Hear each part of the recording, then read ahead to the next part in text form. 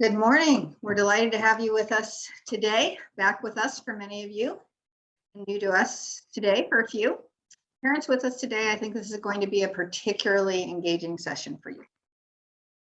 So without further delay, I'm happy to introduce Dr. April Fernando, who is an Associate Director at the Center for Innovation and Population Health and an Assistant Professor of Health, Behavior, and Society at the University of Kentucky's College of Public Health. Dr. Fernando works with nonprofit agencies as well as child welfare and behavioral health care systems, such as Idaho's, in implementing TCOM. TCOM stands for Transformational Collaborative Outcomes Management. And parents, if you are just over all the acronyms that we throw at you in the mental health world, I totally get it. In a little bit, I'm going to offer you a couple of websites and organizations to help you make sense of the acronyms in the youth mental health system of care in Idaho. So I'm going to say that again. TCOM stands for Transformational Collaborative Outcomes, and the CANs, management, and the CANs, which most of us learned yesterday or already knew, which stands for Child and Adolescent Needs and Strengths Assessment, is a TCOM tool. Okay, enough with the acronyms for now. Dr. Fernando is a licensed clinical psychologist who brings her years of experience as an educator, a clinician, and a mental health administrator to her work. Her session today is focused on assessment, the assessment and reassessment process. The process of seeking and receiving help for a child with behavioral health needs is difficult. Parents often feel blamed for their child's challenges, and children often feel angry, helpless, and at fault. Dr. Fernando's two-part workshop today looks at the assessment and reassessment process, defines its purpose, identifies barriers to a successful process, and provides strategies that will help parents and young people better navigate the process and have it be part of healing. That is the intention. The Child and Adolescent Needs and Strengths, or the CANs, as an integral part of the assessment and reassessment processes will also be described, and its role in family engagement and empowerment in the journey through behavioral health care will be discussed. Dr. Fernando, welcome. Thank you for being here, and I will hand things over to you. Thanks so much, Ruth. I'm going to share my screen and hopefully it will be all okay. Oops, there we go. Yeah. Does that work? Looking good. All right. So thank you so much. And I want to thank Ruth, the Idaho Federation of Families. I want to thank all of you for your time today, for taking the time out. I'm also going to thank you ahead of time for your participation and your questions and your thoughts and thinking as we talk together. It's really weird to have a conference virtually. I do this all the time because we do a lot of training and teaching, and it never gets any easier or doesn't feel weird. It always feels weird. One of the things I was telling Ruth earlier, one of the things I like to do as we start is I like to, in a conference, is I like to get to know people at the conference, and we don't get that opportunity so much today. So I thought I would jumpstart this experience by sharing an introduction of myself that tends to be a little bit more personal than typical. So this is a picture of myself and my family at my son's first year of college at his family and friends weekend. And if the picture looks a little weird, it's because I didn't take the picture. Someone didn't take the picture and give it to me. This was taken off a poster that the university put up talking about the diversity of their families. So apparently we gave them permission to do so. So I'm sharing it with you. And just to help you understand who I am a little bit better so that you can understand where my comments are coming from. I am an associate director at the Center for Innovation and Population Health at the University of Kentucky. I'm actually talking to you from Chicago, so I don't live in Kentucky, I live in Chicago. And I am a child and adolescent clinical psychologist. I spent my first 25 years of my career as a therapist, sitting in an office, working with kids and families, not so different from you all, and trying to help them find ways to, better support their children and help their children have fruitful and productive and enjoyable childhoods and lives. And I also ran a mental health clinic for many years in California. And that clinic saw children, a lot of children in foster care, a lot of Medicaid children. And towards the end of my career as a clinician, I did have a very small private practice for kids who were leaving our clinic who wanted to be seen at a very low fee. So my heart is as a clinician, so you'll hear that in my conversation. Also wanted you to know that I am a daughter of some great parents who are still alive, who immigrated to this country. And my sister's here, you can see her. My brother is not in the picture. And I have a son, he's the one that looks disgruntled in the picture, who is now 22, who, like many of you, my son had neurodevelopmental diagnoses. He struggled with very severe dyslexia. He was diagnosed with ADD. He had lots of executive functioning issues and had a really hard time with math because he didn't have very good working memory. So those of you with kids with neurodevelopmental issues know exactly what I'm talking about. And he allows me to share this story because he, with a lot of help, has figured out a way to make it work. His brain, as he says, his brain finally caught up with him, and he's finishing his junior year in college. So, that's a journey I can tell you about another time. But that's who I am, and hopefully that will help you understand where I'm coming from today. All right. So today we're going to talk, at least this first part, we're going to talk about the purpose and process and the pain points around assessment.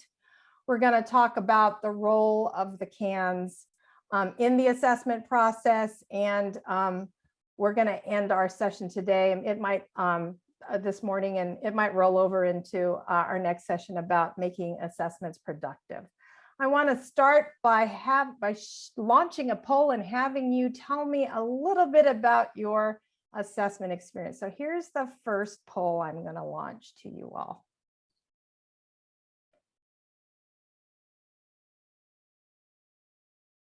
So if you wouldn't mind answering the question, it'd be super helpful just to help me get a sense of where we are, what your experience has been and where we are today.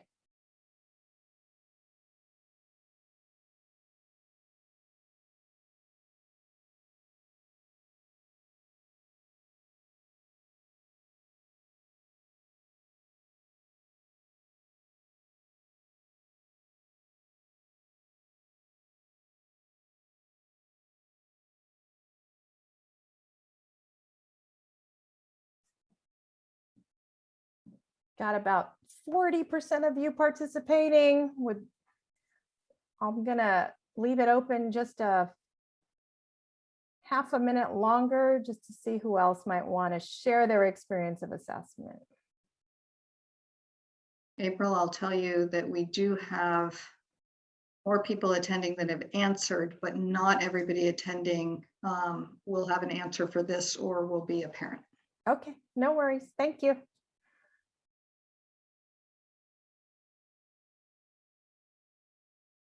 All right, I'm going to end the poll. So if you're waiting to hit that button, you have 3, 2, 1, here we go. And I'm going to share the results. We do have a majority of folks who haven't experienced an assessment, but for those of you who have, most of you had an okay experience. Someone had a bad experience, and someone actually had a couple had a good experience. So that's helpful. Thank you so much. Okay, I've got one more poll for you to answer. before we get going here. So here's the next question. What was the process of care? Was that process of care explained to you by your assessor when you were going through your assessment process?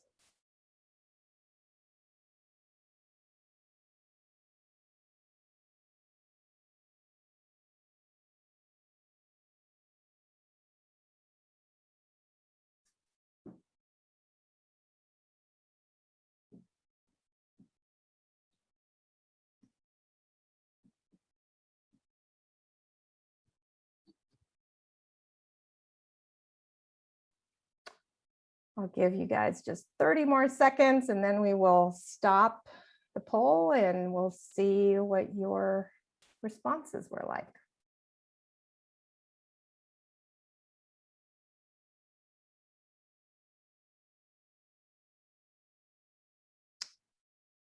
All right, I think everyone who's responded will. So let me end the poll and let me share the results. So again, we have a lot of folks who didn't go through an assessment, but unlike the previous one, a lot of people had a bad experience with this particular part of the assessment process, right? We had one person who had an okay experience. All right, well, that's really helpful to me to understand what your experience is. I'm gonna ask you more questions in just a little bit, but this is enough to get us going right now. So we're gonna start with talking about the purpose of the assessment. I do wanna have one disclaimer as I begin. I know that we're gonna be talking about an assessment process to receive general mental health services. I know that sometimes some of you have your children have gone through psychological testing, which is sometimes called an assessment. And I don't want you to get confused between the two. I'm not going to be talking about psychological testing, which is something I've spent many years doing psychological testing myself, which is when we're trying to typically understand a diagnosis better, or when cases are stuck and they're very complex, sometimes psychological testing can be helpful. There are aspects of what I'm going to be talking about that overlap with psych testing, but I'm not specifically going to be addressing psychological testing today. If you have questions, I'm happy to answer them through the Whova Q&A, or you can contact me and we can chat, but I just wanted to make that disclaimer. All right. So assessment, why do we need an assessment in order to get services, right? Mental health services. So here's kind of three broad reasons that we need an assessment, right? Sometimes the assessment process helps everybody involved gain an understanding, share their perspectives and gain an understanding of what's really going on. And what we're trying to understand are what are the challenges that your child and you are facing, and what are the supports that are in place, okay? Now, what might be surprising to some of you, or maybe not because this happened to you, when I've done assessments with families, sometimes surprises are revealed in an assessment setting. It's not unusual, for example, for a child to say something that you didn't know about, for your child to say something like, you know, sometimes I skip class maybe once a week and I go smoke weed with my friends. And you look at your child and you're like, what the heck? Like, I didn't know that, right? Or they might say something like, I think about killing myself almost every day, and you had no idea, right? Because sometimes the impact of their thinking, this kind of thinking or these behaviors hasn't revealed itself yet in terms of other parts of their life, right? So it's good sometimes to talk about things with when there's someone sort of guiding the process, because it reveals some things that you may not have known. An assessment also is supposed to highlight the context in which the challenges that brought you into seeking help. What is that context, right? What have you tried before that has worked? and why is it not working now, right? This is going to help us also understand how best to approach supporting you in addressing the challenges, right? As families, we're always making adjustments and adapting to whatever comes our way, right? Children grow and change every day. Our family circumstances grow and change every day. Sometimes we don't even know that what we're dealing with is unusual or something that not every family deals with, right? So when we talk about changes and how you cope, it's not because we're trying to find out what you're doing wrong. It's because we're just trying to find out, how is it that families cope? How has your particular family coped? What's worked and what hasn't? And finally, the reason we do an assessment is because it guides that process of care, right? It helps us understand what's going on and what we have available to us that might be helpful to you and your family. And I said that in a particular way because sometimes we don't have the full array of potential services that could help your child available to us. So we need to understand what's going on, what do we have available, and try to match that as best we can, right? The information that is shared and asked about in assessment helps determine, as you heard from Dr. Israel yesterday, diagnosis. It helps determine level of care, and it also helps us understand how to specifically put that treatment plan together. Okay, so what is it that goes into an assessment? Okay, what are the things that could happen in an assessment, for example? Okay, one of the obvious things are interviews. Okay, you might be interviewed as a family. You might also be given an opportunity to be interviewed as individuals, right? As mom, dad, other caregivers. Depending on how old your child is, there also probably be an opportunity for your child to talk alone with the assessor, right? What we're trying to understand as assessors are first of all, what are the circumstances that brought you in? What are the challenges you're facing? And then we want to understand in a broad way what's happening with your child, their health, their educational progress, and how they're functioning in different aspects of their lives. Because this will help us really understand the impact of the challenges and how and maybe what intensity of services could be helpful to them. You might be given checklists and questionnaires to fill out. Okay, hopefully you're not handed a cans to fill out. I'll talk more about that in a second.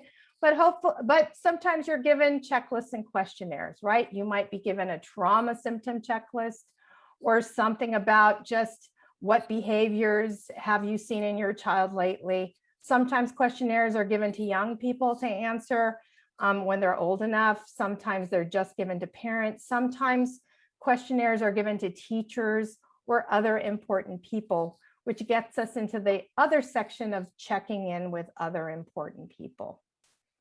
Okay, children are supported by a lot of people in their lives, right? School-age children, at least pre-COVID, spent a lot of time in school, right?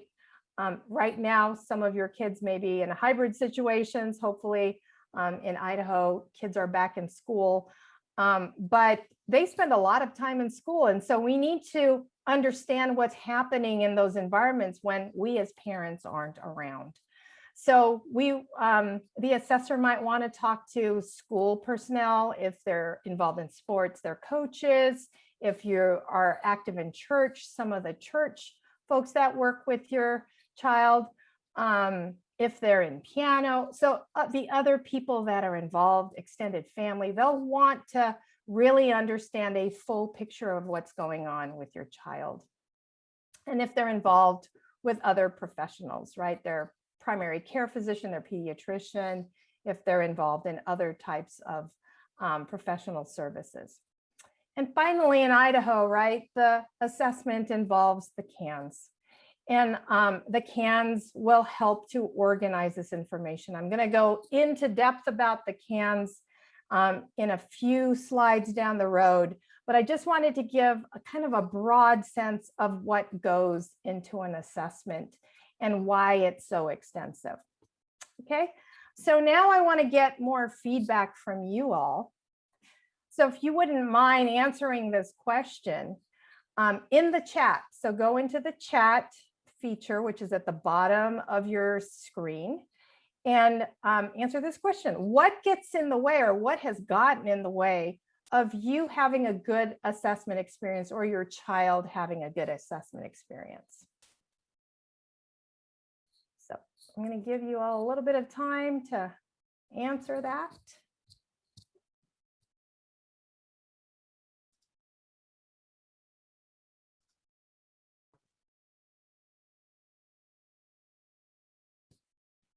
Dr. Fernando, I'll let you know when we have some comments here. Okay.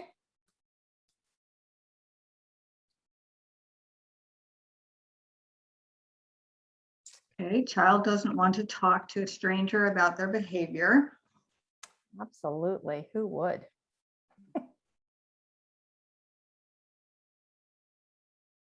Okay, we have a lot of you out there. I hope you'll give us some feedback here. 5 grandkids we are now parents to permanently that have a lot of baggage, trauma, and genetic issues. There is secondary trauma, and especially doing it 5 times at 3 hours each is a lot. Absolutely. Yeah, so the secondary trauma isn't actually doing the cans. Yes. I completely agree. I once had a young person tell me how weird my job was because all I hear is about bad stuff kids do all day long. Right? Multiple Another cans comment. assessments. Yeah. Yeah. Go ahead, Ruth. Sorry, multiple cans assessments and repeating info. Mm-hmm. Very frustrating. Yep. Very frustrating.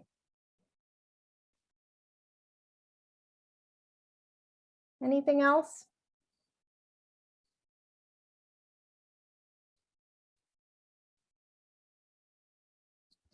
It's like there we go. Our assessments have been good, but have not resulted in any helpful services. So That's a bummer. Yeah. That's a bummer.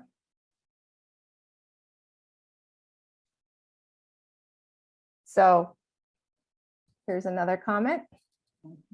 Exactly what you said earlier. Teen just now able to Uh-huh. articulate symptoms. Right.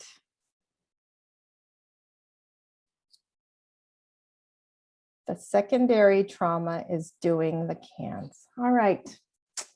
I hear you loud and clear. And I am so sorry about that, right? Talking about my child in front of my child. He hates that. I don't blame him. Mine did too. Mine did too. Last call for some comments. Ooh, here's a good one. One time there was a language barrier. This assessor had a strong accent that kind of assessments. I'm sorry, I can't read that first sentence. My son has had 2 psychological tests where we lived in Florida, but I'm wondering about developmental assessment to see what age he really is operating at. But what is that called? It's exactly what you just called it, a developmental assessment. Is that different from the assessments we're talking about, right? Yes. So a developmental assessment and a psychological testing or psychological assessment or psychological evaluation, those are different. Those are very specific types of testing situations. So I'm not necessarily talking about that. I'm talking more generally about the assessments that happen when you're trying to get into just general mental health services. All right, you guys can keep adding things to this chat as you think of them or want to share. And Ruth can tell me when you've shared something. I'm going to move forward just to talk more about, just to move forward in my talk. So yesterday, Dr. Israel laid out very beautifully, he primed the pump for me, so to speak, about what happens, right, when we have a good assessment and how that can result in a really good plan. So one way to think about what happens after an assessment is that we start to develop a theory of how change will happen for your child. Okay, so here's in very broad brush strokes what happens with a completed assessment, right? The completed assessment helps us know where we are and what's happening. Hopefully, everyone who's involved is on the same page of knowing where we are and what's happening.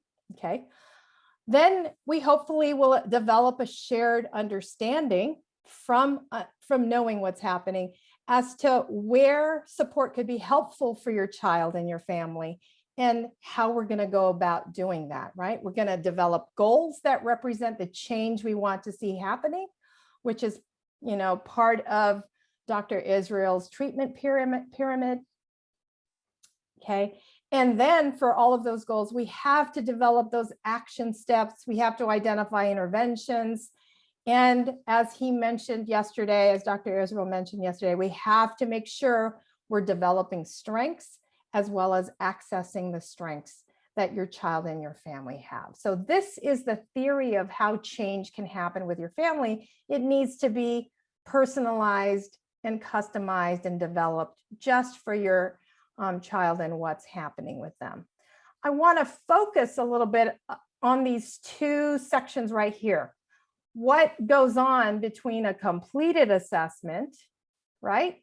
And getting to that shared understanding, because something happens there. It doesn't happen magically.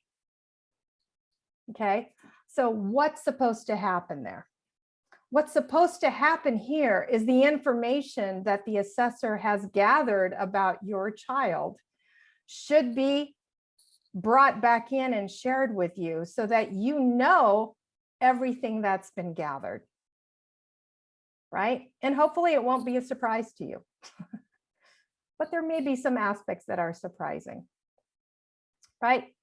Because the assessor, you, and if they're old enough, your child to understand, your child should all understand what is going on, right? Here's everything. Here's how my anger, if I'm a young person who's angry, here's how my anger impacts school, impacts my sports, impacts everything I do, right? We need to get that kind of 360 view of what's going on, right?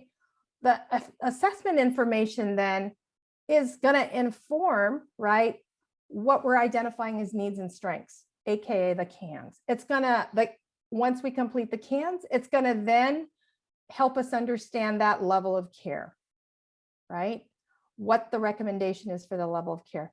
All that assessment information also helps us understand a diagnosis, right? Which is really important in order for us to understand how we're going to approach providing support or providing care.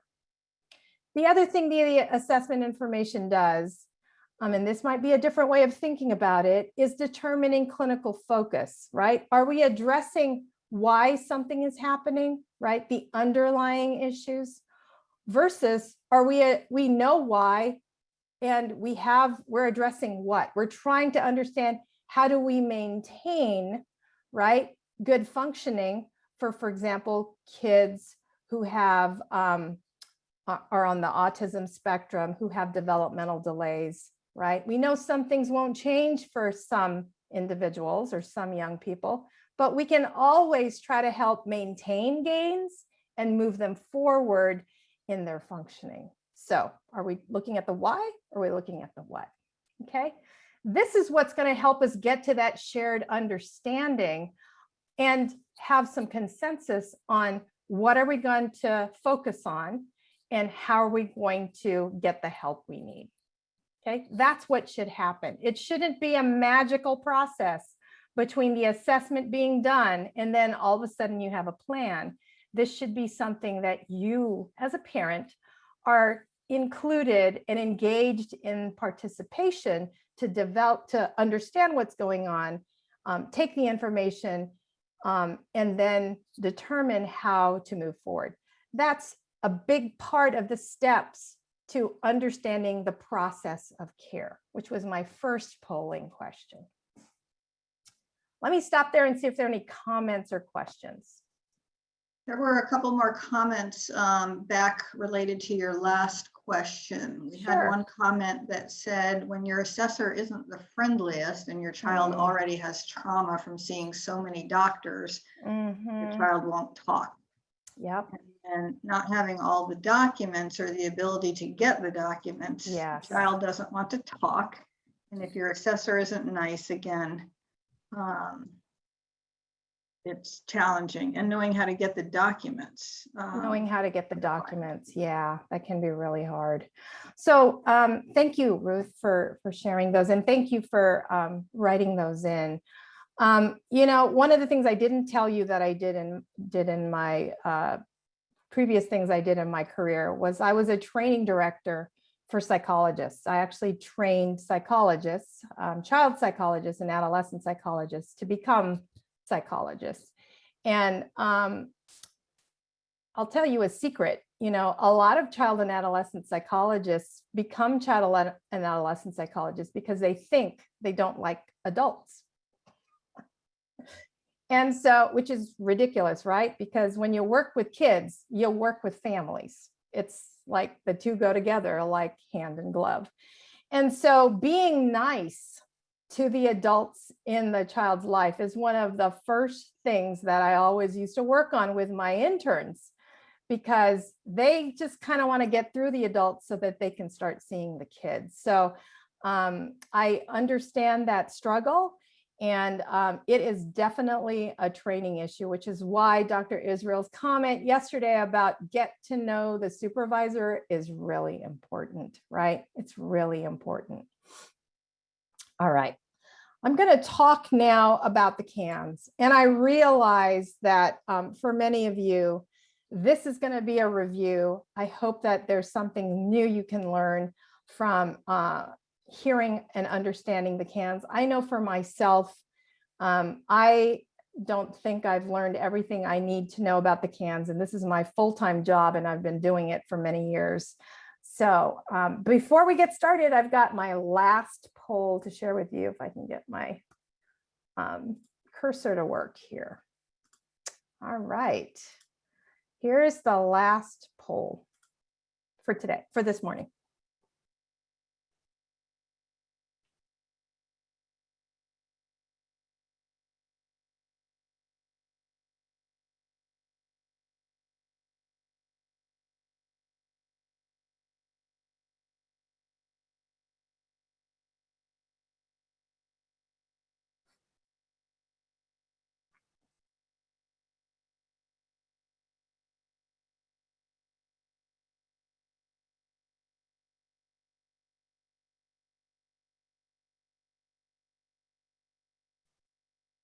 Couple more seconds and I'll shut down the poll.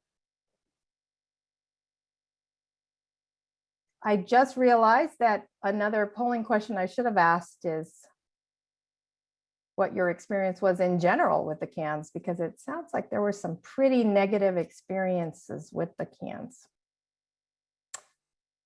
All right, I'm going to shut the poll down and share the results here.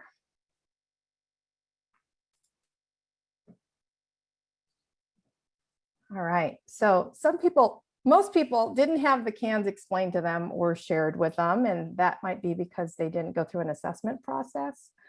I know that sometimes it's a struggle to get the CANs from your providers. Again, not sure why, because the CANs is basically your story. It's yours. They should share it with you. It seems like one person had a good experience with this, and some people had an okay experience with that. Ruth, I'm wondering if there's some comments. I'm seeing the chat might have. Sorry. Okay. Yes. Go for it. Well, and this is something that I thought of yesterday, and should have queued people up for this. It's a little challenging how to figure out how to answer when you've had multiple CANs experience in your family with different children, and they were different types of experience. So some people are struggling a little bit with that. Okay. We have a comment. My child's assessment was done in January, wasn't available to me until April. Wow. was not Mhm. explained or shared with me or his case manager. We are still Mhm. without services. Mm, Super frustrating. yeah, super. Another comment, we went through the complete process, hours and hours and even days of it, but it was never explained, just told we still qualify via a letter. Wow. And then another, never received my CANS report. Mhm. Mhm. Yeah, I'm so sorry. That's so not acceptable. And Dr. Israel laid out the reasons why it's not acceptable yesterday when he was talking about policy and what the expectation is. And to put it in plain language, right? The assessment information that you are providing to however many providers you talk to, that's your story. That's yours. So to ask for a copy of how they documented your story seems like a no-brainer. But that's what you're doing. You're saying, hey, I just told you my story. You wrote it down. Can I have it back? That's what you're asking for. So you should be able to get it. And it's helpful if you get it, right? Because the more information you have and you're participating in doing something with the information, the better off you and your child are going to be, right? What can we do with the CANS? What's it good for, right? Here Dr. are the Fernando? things. Yeah, go ahead. I'm sorry, I'm going to share one more comment because I think Sure. it's important. I'm sorry I popped on video. I didn't mean to. Okay. But we have a comment that, and this is the power of this session and this conference and what you're offering us, that someone just figured out from this event to look and see what level their son is. They never heard about wraparound or heard the words, or they did hear the words but didn't realize that this whole, how it all fits together. And they have a son who is a level 3. Yes, which is wraparound. Yeah, and then a final comment, how important it is from a parent, how important it is to get the document to make sure that they, and review it to make sure that it really looks like it's an accurate reflection. Absolutely. And this is why I'm going to take the time to talk about the CANS, because I know that the CANS gets blamed for a lot of things, and that's okay. I'm not the CANS. I don't mind. But I think maybe we need to help you understand how the CANS shouldn't be done to you, right? The CANS is something you participate in so that your story can be told as clearly as possible, right? Here are the things that the CANS is good for. It can help us understand eligibility for specific services and supports. That's the level of care. I'm going to talk to you about how the level of care is determined a little bit later. The CANS helps organize information from a variety of sources, right?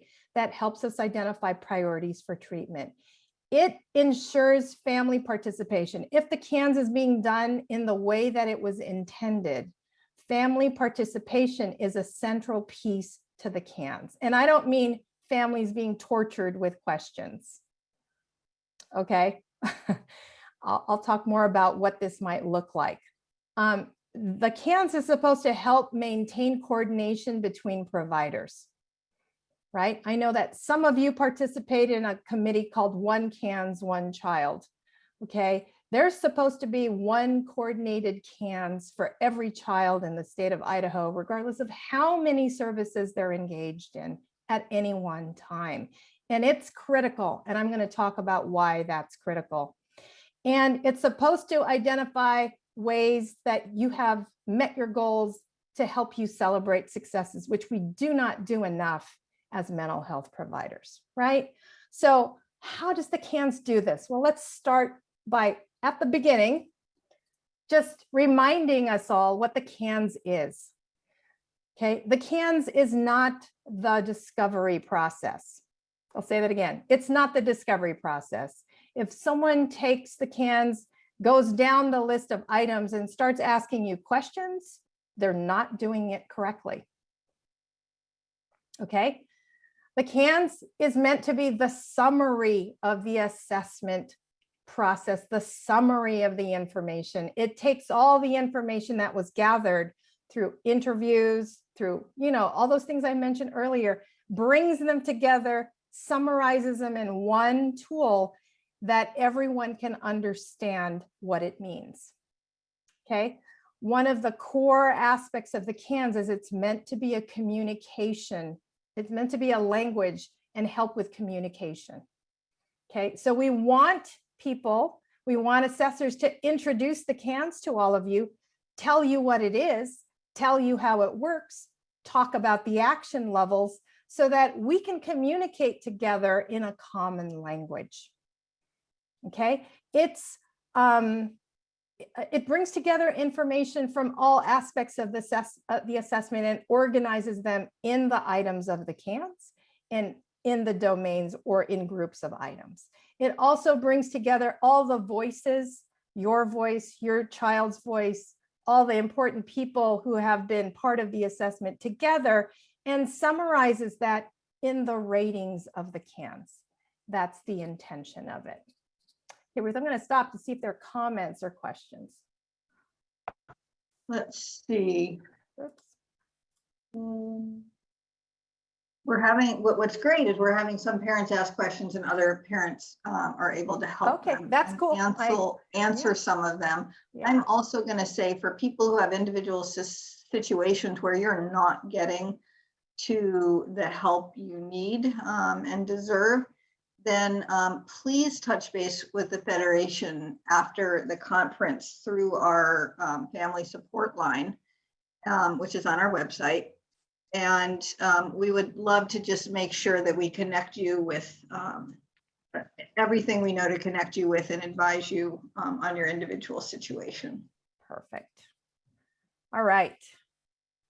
I'm going to keep moving forward. So Ruth talked a little bit about TCOM, Transformational Collaborative Outcomes Management. This is the theory that underlies the CANS. I'm not going to talk about the theory itself. I'm going to talk to you about the values that underlie the theory. Okay, here are the values that underlie the theory. These are the values that underlie the CANS, essentially. And it's important for you to understand that these are the values, because values, as you know, our values show up in our behavior. Our values show up in how we talk. Our values show up in how we interact with each other.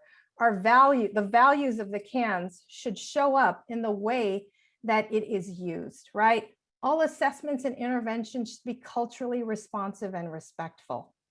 That means that assessors need to understand who you are as multicultural individuals, right? Not everyone's the same. We're all human, that is true.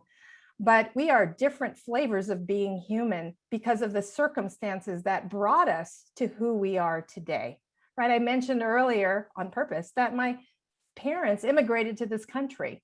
Their immigrant experience is very central to who I am and how I was raised.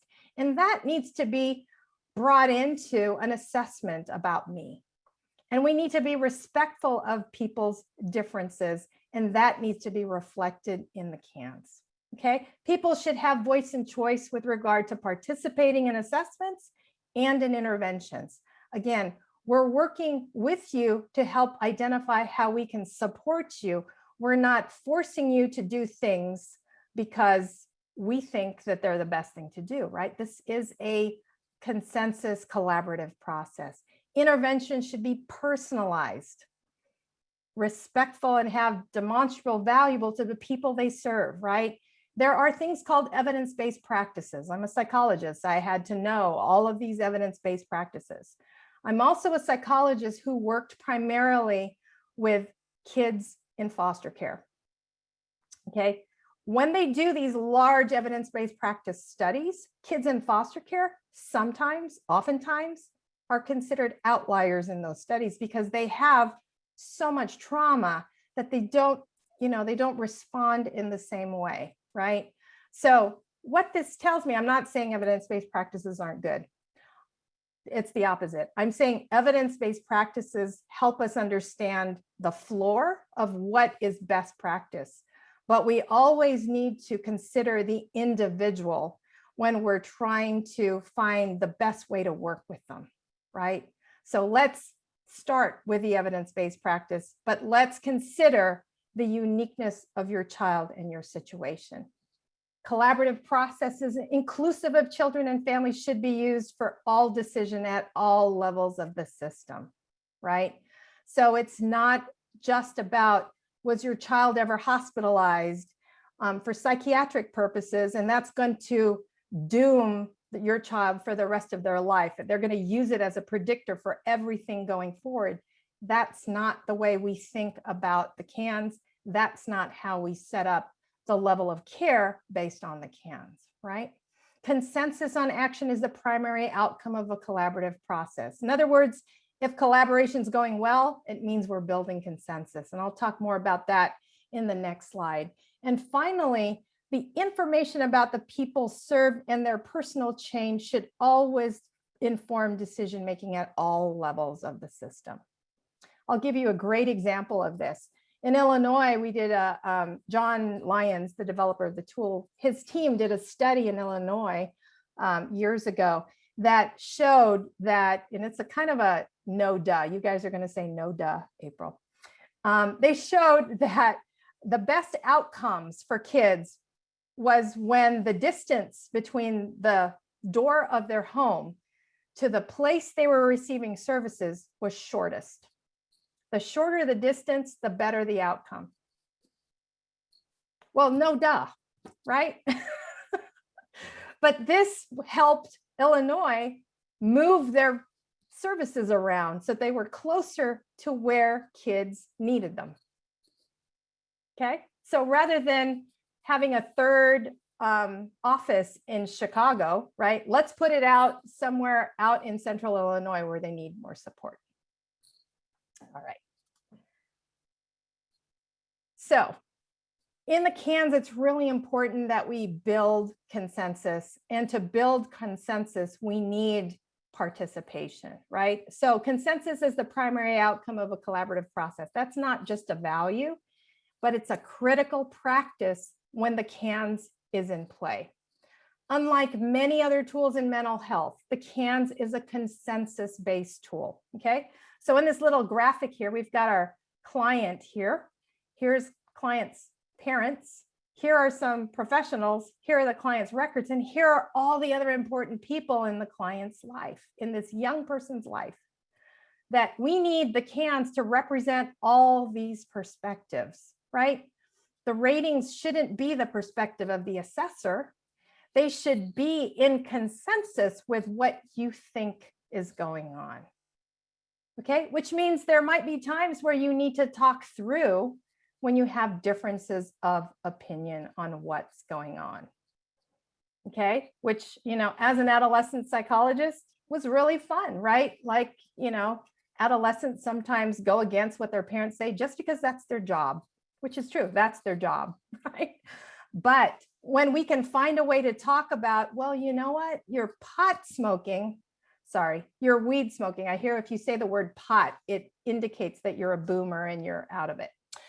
Your weed smoking is actually impacting your functioning, right? It's impacting your friendships, your relationships with your family. If we can focus on that rather than the fact that smoking weed is against the law, we might be able to come to consensus. And that's the job of a professional to help that conversation happen.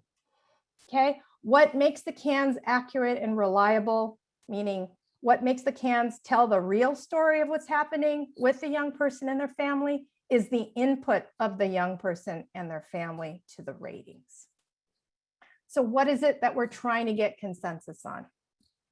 Needs and strengths, right? It's in the title of the tool. And I wanted you to see the definition of what needs and strengths are for the CANs, right? Needs means it's a characteristic of your child in an environment where they could benefit from external support, meaning that they can't do it on their own. They could benefit from external support. Now you notice it says an individual in an environment. That means that if your child has a need that shows up only at school, it's still a valid need, because if that need is impacting their ability to progress academically, they need support. Or if that need only shows up at home, it's still a need, right? Because it might be impacting their relationships with you, their relationships with their siblings, their ability to be part of the family and progress and grow. So they need support around that. So just because it doesn't show up in every environment doesn't mean it's not a need. Okay. And needs that benefit from external support are what we want to focus on, because we all have needs. If you can take care of your own needs, great, take care of your own needs. It's where you could benefit from external support. So it's not a judgment. It's kind of like, hey, let's figure out together where help could be useful to you. Strengths are also characteristics of individuals. They're also things outside of people, right? So outside of your child, they could have an external strength. That's what Dr. Israel called internal assets versus external assets, right? And these assets provide your child meaning and well-being, not just meaning, right? But well-being as well. So these are the things we're trying to understand in the CAMs.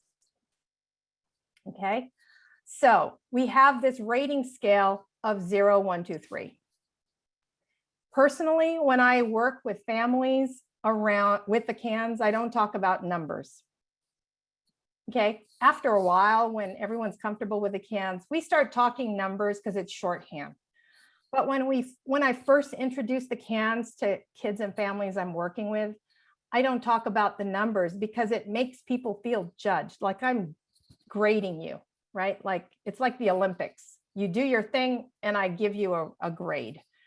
That's not the intent of it. The intent of it is to help us communicate. So I actually talk about what the numbers mean more than I talk about the numbers when I'm working with individual kids and families. So needs, we're going to monitor and address needs, right? 0 means there's not a current need. We just don't have to do anything about it. Could that change tomorrow? Maybe, but we're going to deal with it tomorrow, not today.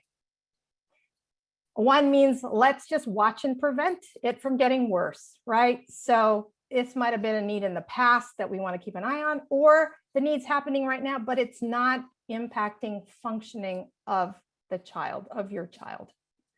Okay, this is where you might not agree, but if it's not impacting functioning, then let's monitor it.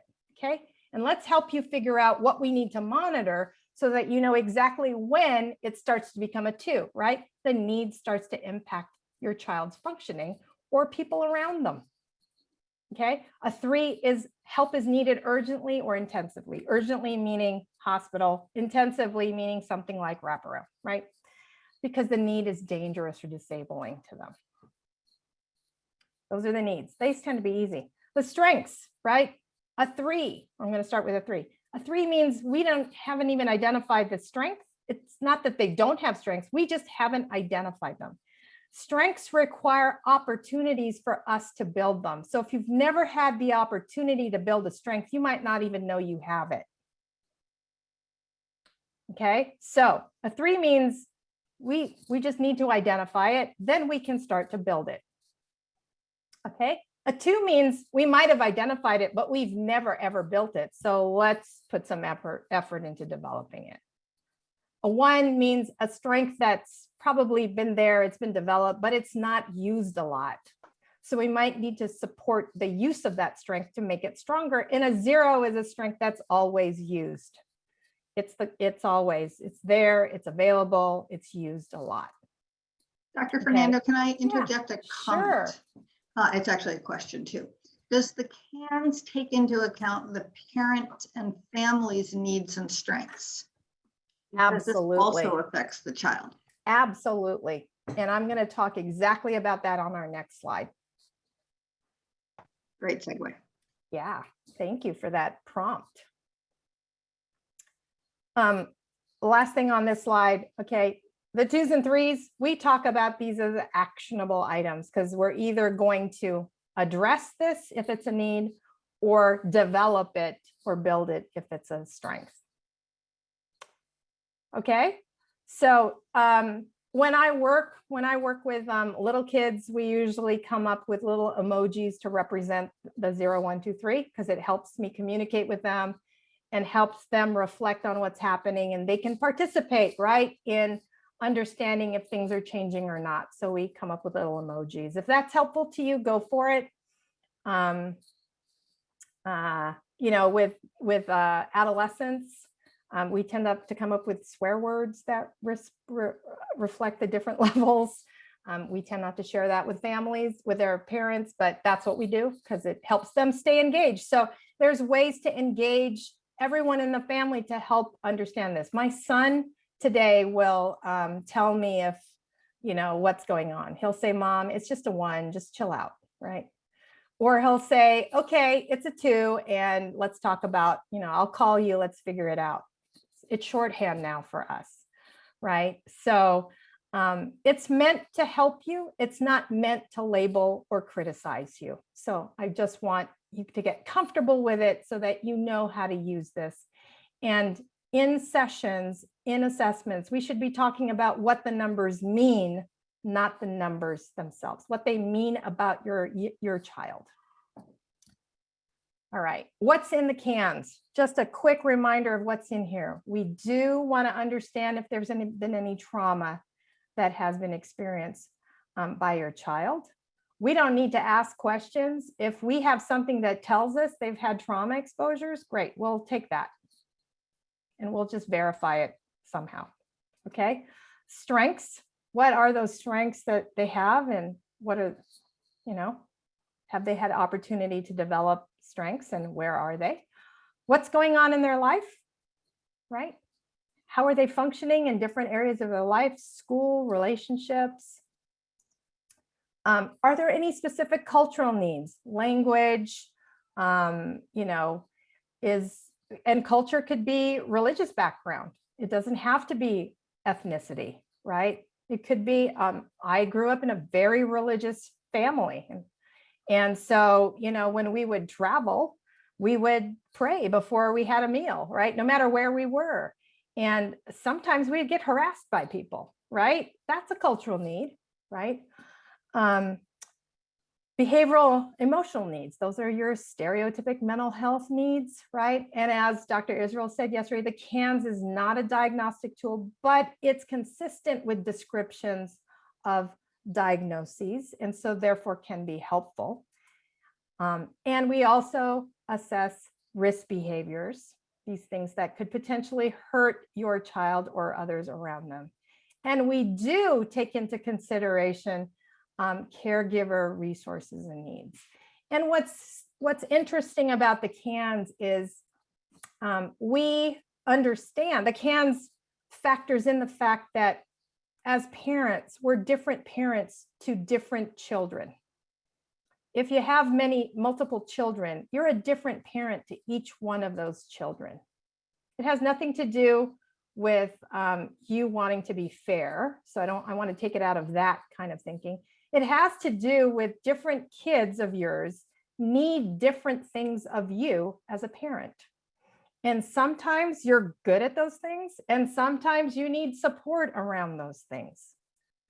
So just think about it, just general, that's how it is as parents.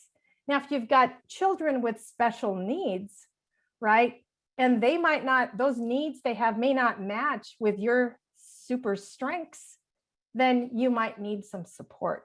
So that's how the CANS takes it into account. Again, it's not a judgment on you as a parent. It's just identifying where you could use some support in parenting this particular child.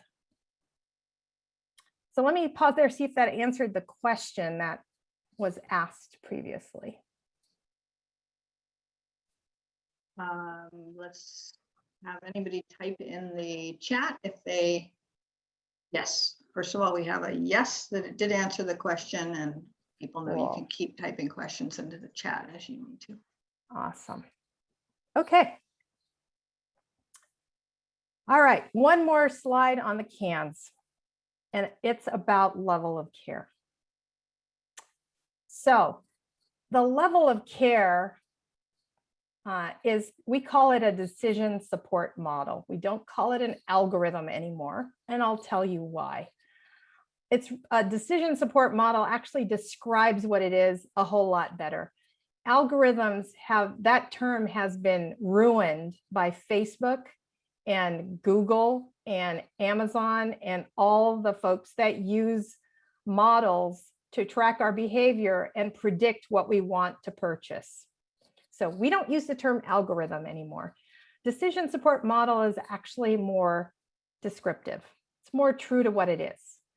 So the level of care is a decision support model. What it does is it takes criteria that we know clinicians use, not just in Idaho, but also in our field.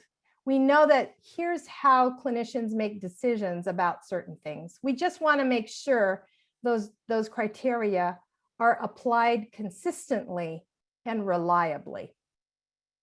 So the CANS actually filters in to the level of care decision support model. So the way it's built is, first, it takes into account life functioning needs across every one of your 3 levels. So level 1 is outpatient, level 2 is child and family teaming, and level 3 is intensive case or care coordination, right, or wraparound. So the basis to become eligible for any of those levels first starts with having some functional needs. Now, the different levels will have different requirement of functional needs.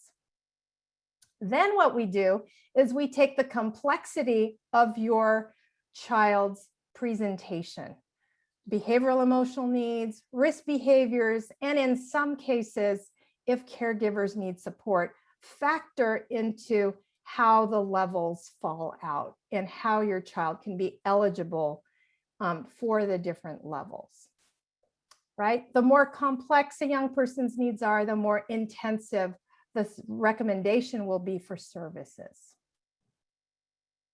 All right, so let's see. There's some notes here I wanted to catch up on and I didn't keep track of it, right?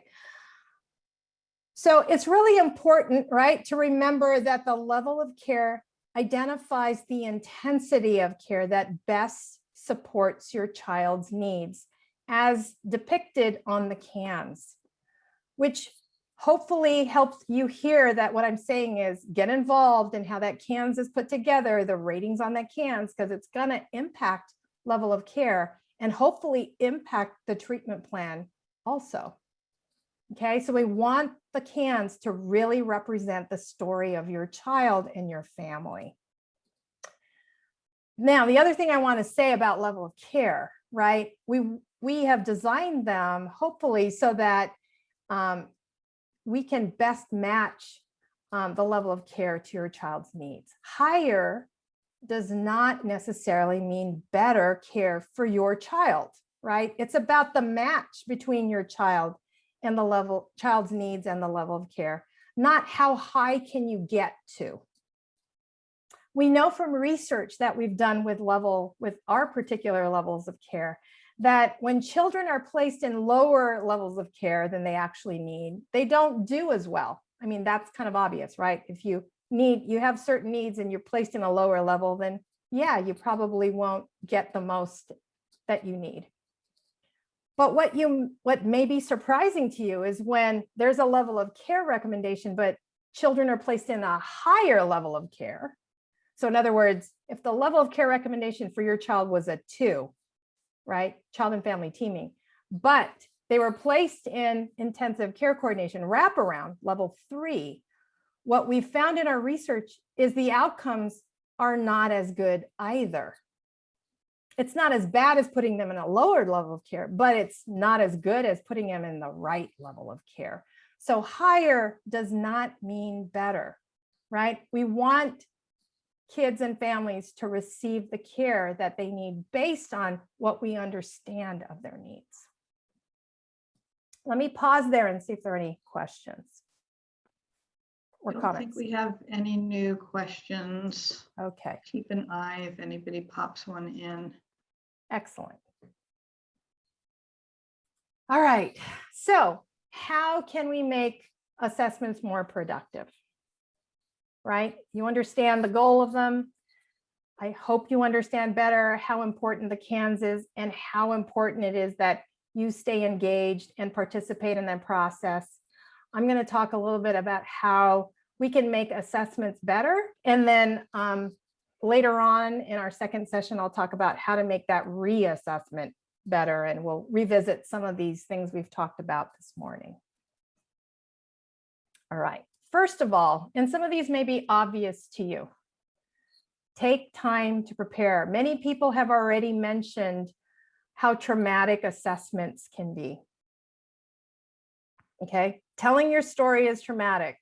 Telling your story more than one time is re-traumatizing, right? Not just for your child, but for you. Okay, so it's important to take time to prepare. It's hard as a person who's done assessments, it's hard not to understand the traumatic aspects of your story. Those aspects are important for us to understand. It's on us, however, to make sure that we have you tell us those pieces in a way that is supportive and doesn't re-traumatize you. Okay, so taking time to prepare is really important. Think about what's easy for you to share.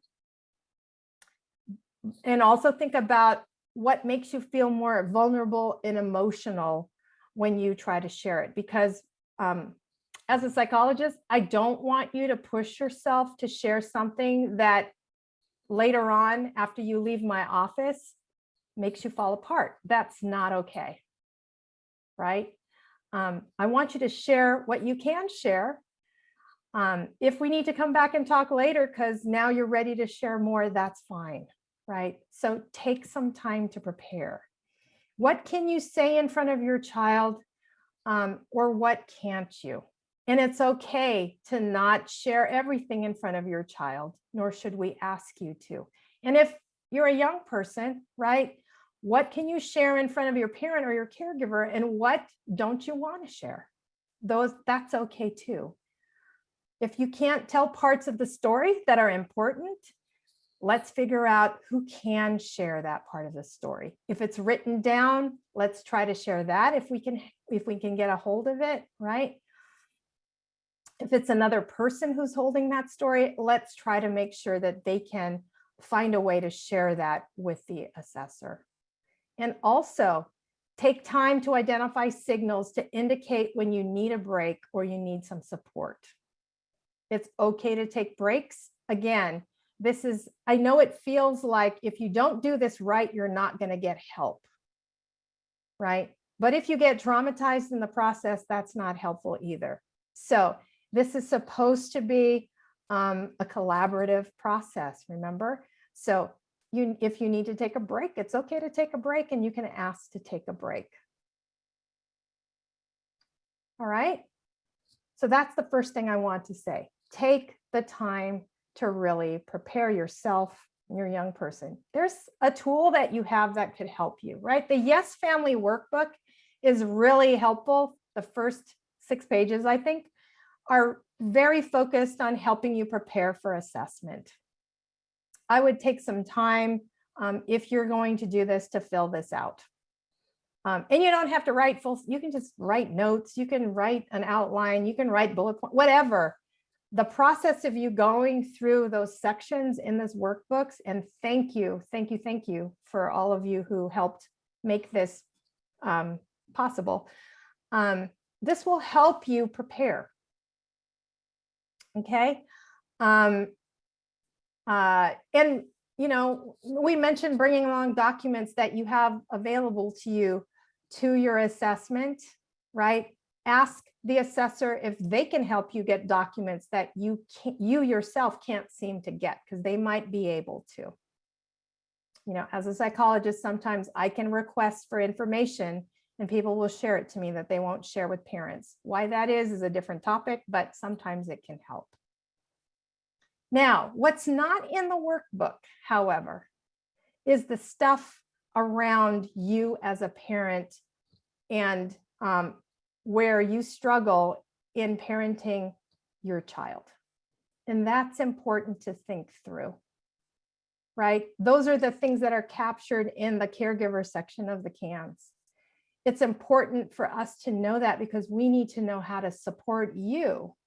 Because working with children, as I said earlier, means working with their family, right? It's very rare for it to be fix the child and everything will be okay. It's very rare. It happens, but it's very rare. It's more likely that the child needs support and you need support too, so you can support your child because you're with your child way more times than any provider is, okay? Some specific notes to you all, right? And I mean this from all my years of experience. You're a support, a resource, and a very special collaborator in this process of care for your child. And it's easy to feel blamed and responsible. And it's easy to feel defensive and helpless when questions are asked of you. And those are all normal things to experience. I experienced them too when we were getting help for my son's needs, right? And I'm a psychologist, right? And that's part of the process. Really good assessors and clinicians are trained to know when they need to provide you support, give you breaks, help you through that process. That's our job, right? And as a reminder, it's okay to have different needs and strengths as a parent relative to each of your children. I mentioned this earlier. That's perfectly fine, right? And we need to understand what it is for the child that you're trying to get help for, right? What is it like for you to parent that child? Where do you need support, right? And young people benefit, their treatment benefits when we can provide you the support that you need as well.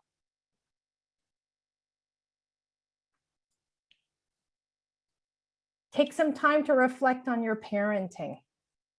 What's your relationship like with your child? How does your child's challenges impact your relationship with them? Right? It happens. When my child was in his worst ADD moments, right? I swear that I was going to burst the blood vessel at the top of my head because I was so angry all the time, not sometimes at him, a lot at me, a lot at the situation, just furious, right? Did that impact my relationship with my child? You bet it did, right? Not in a good way, right? What are your strengths in parenting your child? What are the areas that are harder for you with your child, right? Do you have any personal challenges that make it difficult for you to parent your child? Another way to say this, is your child triggering you? It's not uncommon. Are they triggering you? What can you do when they trigger you, right?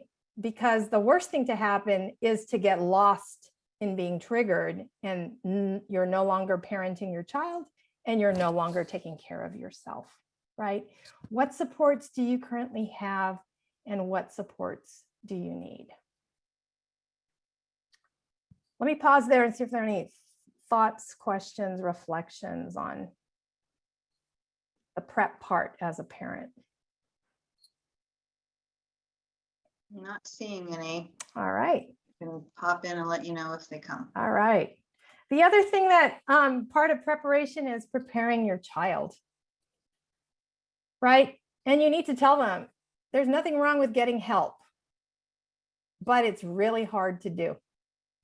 And our culture does not getting help for mental health reasons easy.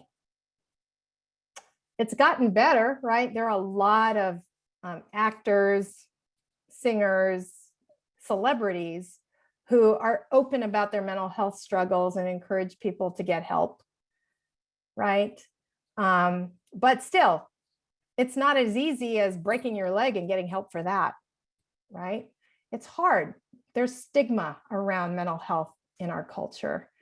right? So it's important to spend some time preparing them. And also as a parent, being ready for the roller coaster that you're going to go through with them, wanting to get help, not wanting to get help, thinking it's stupid, being mad at you that you didn't get them help sooner, all that stuff that happens around them struggling with getting help, right? Remind them that they can take time telling their story, right? They can ask for breaks also, right? They can try to be as honest as they can be, but when they don't trust the stranger they're sitting with, they're not going to say much, and that's okay. Right? The cans, actually, we recognize that gathering information is an iterative process. It takes time. The more accurate the cans is, the more likely that you and your child trust the person who is actually completing the cans. Right? The less you trust them, the less accurate that cans is going to be. And we know that, right? It's about building relationship and trusting, right? And if you think about, for a lot of the mental health issues that are more psychological and social in nature, not neurodevelopmental, right? A lot of the things that you get help for are because of relationships gone bad. So trying to tell a stranger about what's happening can be really hard. Sit with your young person and come up with a list of questions they want to ask the assessor about the process, about what happens with the information, who they talk to, why they need stuff, just whatever question they have. There's no dumb question, right? Because you want them to feel comfortable and participating in a process that is theirs, not being done to them, but being done alongside them, with them, right? It's a mutual discovery process. Some things are going to be hard for them to talk about in front of you, right? And you got to let that be and let them have that conversation. It's really important that they, and I usually bring this up when I'm assessing a young person or talking to them about therapy, right? To ask questions about what's the difference between privacy and confidentiality. It's a really important distinction between privacy, what therapists can keep private, and what they can keep confidential, because they're different. Because this will help your teens feel like they can talk in therapy if they can understand those differences. Okay. The last thing I want to talk about here before I give you some quick tips is bias, non-conscious bias. Okay. I don't want to talk about conscious bias because that's a different topic, but let's talk about non-conscious bias. Non-conscious bias is present, happens to all of us every day, all the time. And it's our tendency to think a certain categorical way, right? That operates below our consciousness, right? And it gets hardwired into our brains. Now, the worst thing that can happen in assessment with non-conscious bias is that the assessor, who may be having some non-conscious bias, is not really seeing us for who we are, and that non-conscious bias is impacting the assessment of your child. Okay, non-conscious bias impacts our mental representations of others. Let me put that in English. In other words, it can impact our perception of other people in very particular ways. Okay, so one of the ways that can happen is non-conscious bias can dehumanize the other person, right? We can perceive others as not equal, full people, right? And what that feels like to us is we're being ignored, like we don't even matter. We're not even in the room. What we say doesn't seem to be landing anywhere because we are being dehumanized. I'm talking about extremes right now, okay? And also, so the blue is what's happening with the bias, the non-conscious bias, and the orange is how it might feel like to you. Okay, another thing that happens is that our experience as a human gets devalued, right? Your experiences get negated, which makes you feel inept, right? Makes you feel like you're just an inept parent, like I suck as a parent. That's why all this stuff is happening, right? And the other thing that happens in non-conscious bias is that it can feel like you don't know what to do and you have no ability to do anything. So it takes away your agency and you feel powerless. Okay, so when you start to feel like ignored and inept and powerless, you have to wonder, is there something going on here? Is there some non-conscious bias happening? So what can I do if this is happening, right?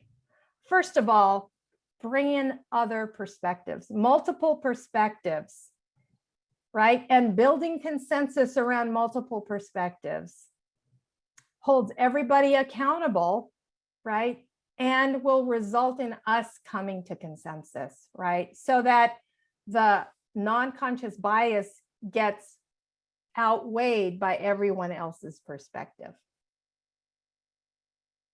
It's one thing you can do. Another thing you can do is push for transparency. Ask for questions about how the clinician is thinking. How are decisions made? How can you participate in the process? Show me the cans. Ask questions that lead to transparency around the process. Provide feedback. I'm really uncomfortable with that question you just asked me in the way you asked me. Can you ask me in a different way? Right? Provide feedback as often as you can. Okay? Trust your instincts and get some support. Talk to someone you trust, someone who's been through the process before. Tell them what happened, get their feedback, and strategize with them a way you can come back in and give feedback. Sometimes it's hard to give feedback in the moment, right?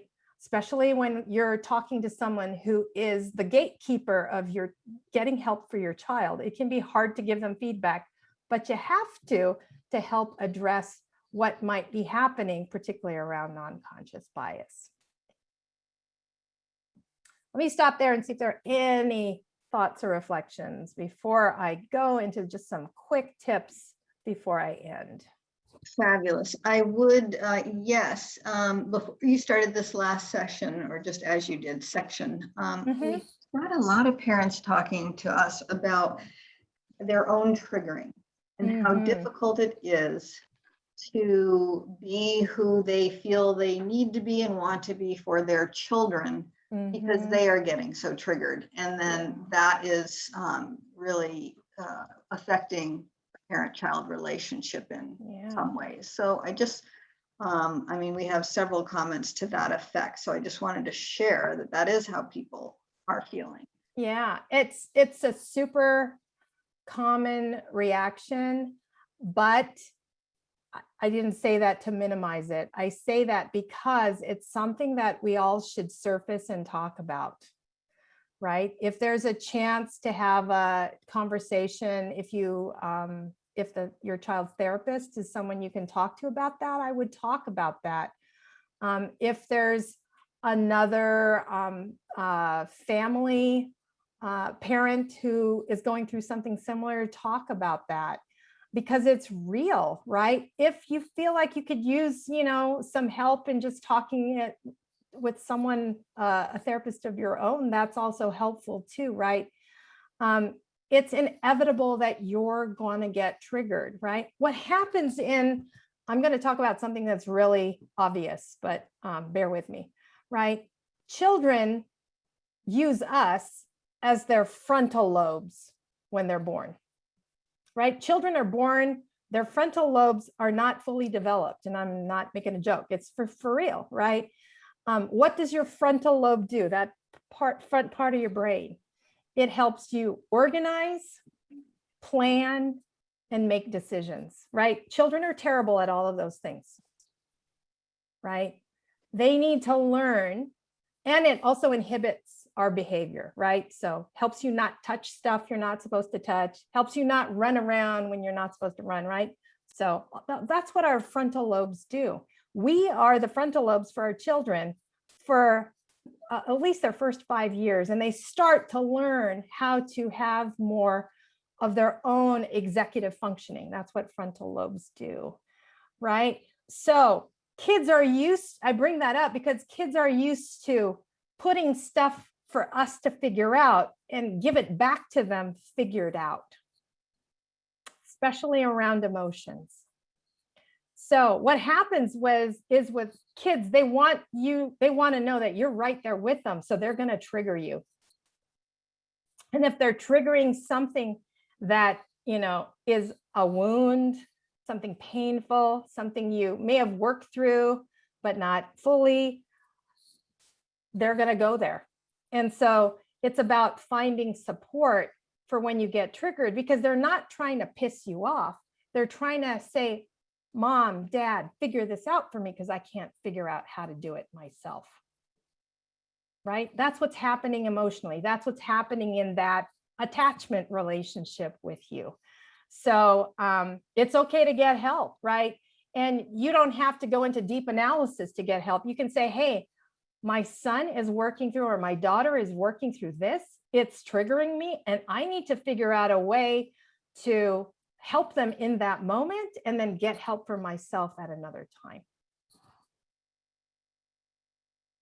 Is that helpful?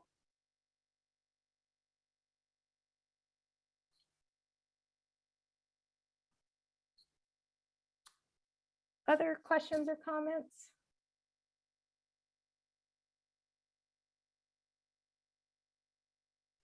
Sorry, I'm here. I just had a chat covering everything, including my mute button.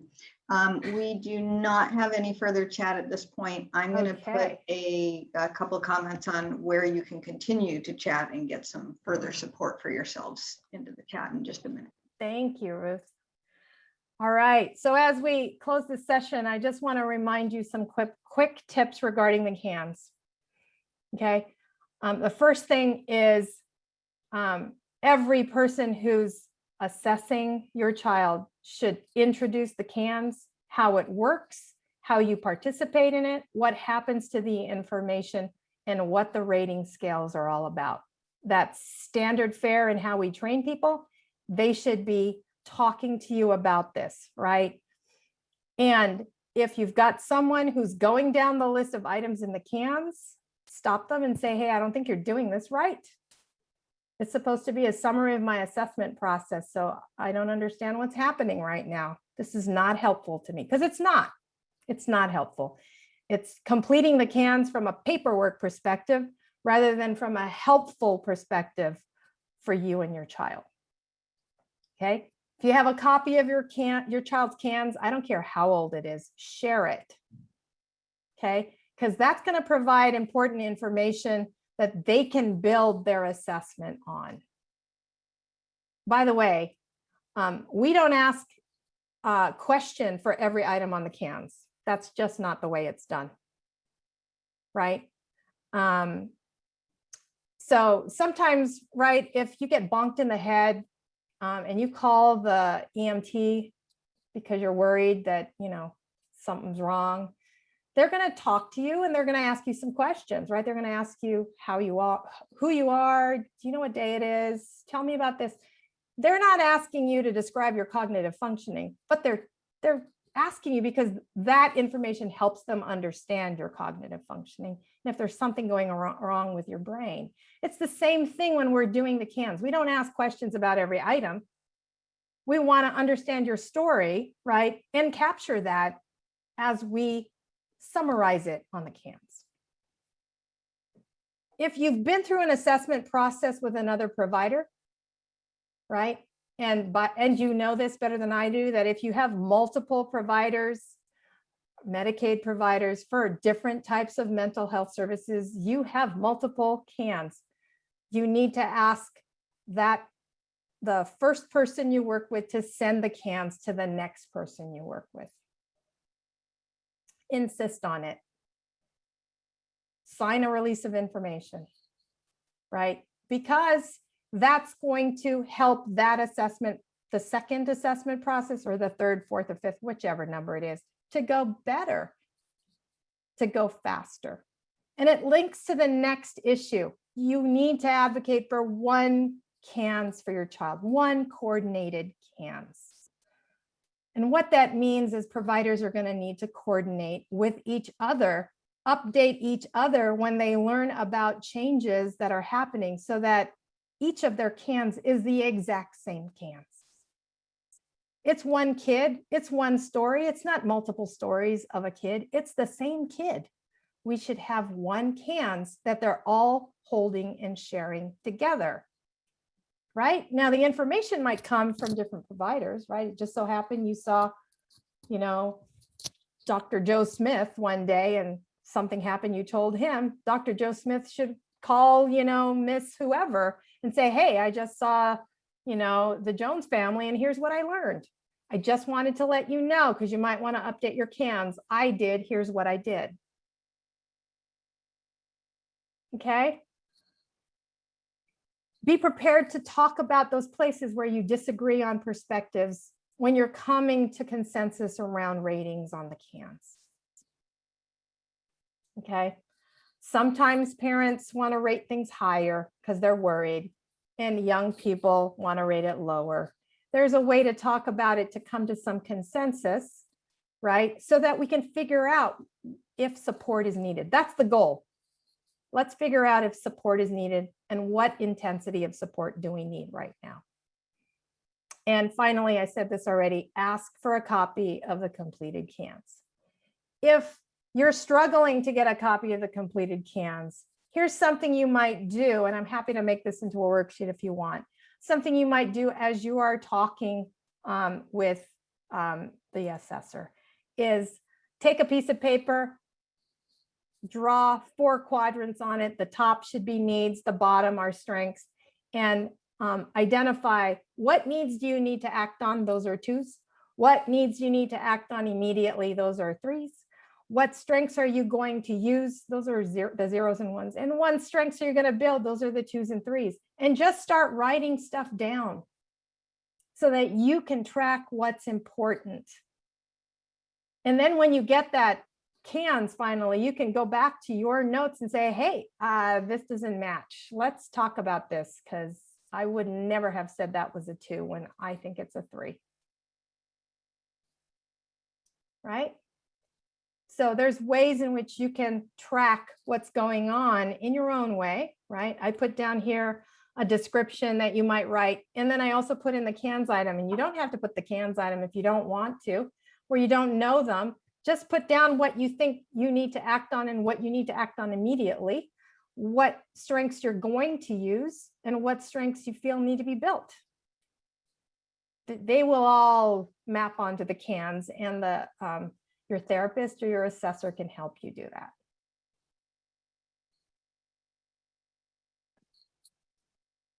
All right. Other things to think about: documentation, documentation, documentation. I know you all are sick of documentation. Professionals hate it too. It's the #1 complaint they have about work is documentation. There's a lot of it. So if you can get it ahead of time and you can either complete it online or have hard copies and you can complete it ahead of time, your experience is going to be much better. Just like when you go to, change your primary care physician, same thing. Okay. You're probably going to be asked to sign some releases of information. That's really up to you. When you want them to talk to other people, ask to sign a release of information. Say, hey, I need you to talk to my son's therapist. Please give me a release so I can sign it for you so you can talk to them. Or I need you to talk to my son's teacher or whoever, right? They might ask you for some, make sure you understand why, and feel free to ask for your own because you want them to talk to people. Okay. The mental health assessment is meant to understand the whole person of your child. So they're going to ask questions about health, education, early development, questions about your health, your family history. That's all part of understanding the whole person of your child. Okay. A reminder, it's okay to ask what they're going to do with all that information. What happens to it? Hopefully they'll have a good answer, but ask, right? And if you don't want them to share certain things, tell them don't share that with, so-and-so. Let me think about that before you share that with so-and-so, right? It's okay. It's your information, remember, yours. Okay. And feel free to ask questions about the assessor, who they are, what their experience is. This is how you're going to understand whether they're in training, whether they're an intern, if they're licensed, who they're ask questions, because you want to be able to feel confident about the person who's assessing your child. Okay. And lastly, which will give us 10 minutes for some questions or reflections. When assessment works well, right? Families are key collaborators in that process. They don't feel done to, they feel helped and part of. Engagement starts to happen, right? And when you're engaged in the process, you're going to want to go further and continue, right? It's about developing motivation to keep going, because this thing called getting help is not easy. And lastly, when an assessment works, you've just established a new relationship with a new human being, right? This is it doesn't matter how long or how short you're going to work with that person, right? A good relationship will result in a good assessment, because it's about being able to trust the people you're working with to accurately and reliably share the information about who your child is, what their needs are, and what your family